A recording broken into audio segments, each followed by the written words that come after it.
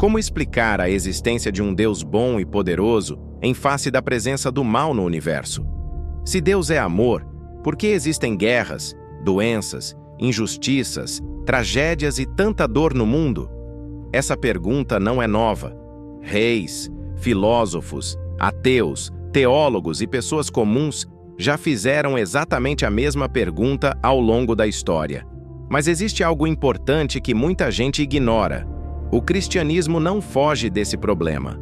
A Bíblia encara o sofrimento de frente. E talvez a primeira coisa que precisamos entender é que o mal não foi criado por Deus como algo bom. Segundo as Escrituras, Deus criou o mundo perfeito. A criação nasceu em harmonia, beleza e justiça. O mal entrou quando criaturas se rebelaram contra o Criador. O pecado não é apenas cometer erros. O pecado é uma ruptura. É a tentativa do homem de viver sem Deus, governando a própria vida como se fosse o centro do universo. E desde então, tudo foi afetado. A humanidade, a sociedade, os relacionamentos e até a própria criação. Agora perceba algo interessante. Muitas pessoas usam o mal como argumento contra Deus. Dizem, se existe mal, então Deus não existe. Mas existe um problema nessa lógica. Porque se Deus não existe, de onde vem a ideia de bem e mal? Quem define o que é justiça? Quem decide que algo é errado? Se tudo no universo for apenas matéria, química e acaso, então moralidade seria apenas opinião humana. Nesse caso, não existiria mal objetivo, apenas preferências diferentes.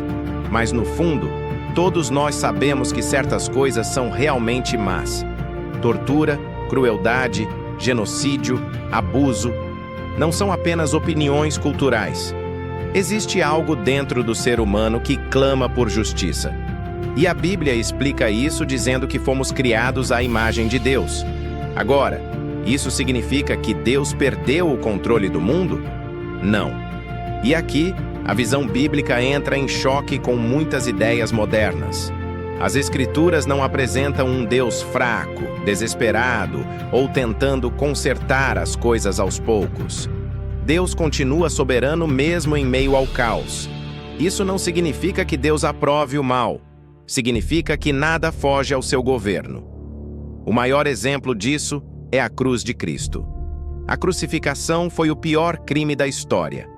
Homens perversos condenaram o Filho de Deus à morte. E ainda assim, aquele evento fazia parte do plano da redenção. O próprio mal foi usado para derrotar o mal. E é exatamente aqui que o cristianismo se diferencia de muitas filosofias. A fé cristã não apresenta um Deus distante da dor humana. Em Jesus Cristo, Deus entra na história, sofre, é rejeitado, humilhado, traído e crucificado. Ou seja, Deus não observa o sofrimento apenas de longe. Ele entra nele. A cruz mostra que Deus leva o mal tão a sério que decidiu enfrentá-lo pessoalmente. E a ressurreição anuncia que o mal não terá a última palavra. O problema do mal, no fim das contas, não destrói a fé cristã. Na verdade, ele revela algo ainda mais profundo. O mundo está quebrado e precisa desesperadamente de redenção.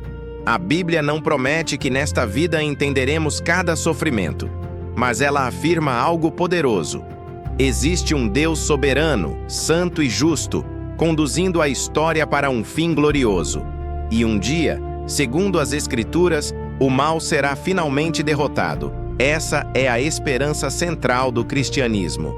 Obrigado pela sua atenção. Que Deus abençoe sua caminhada. Até o próximo vídeo. Um abraço.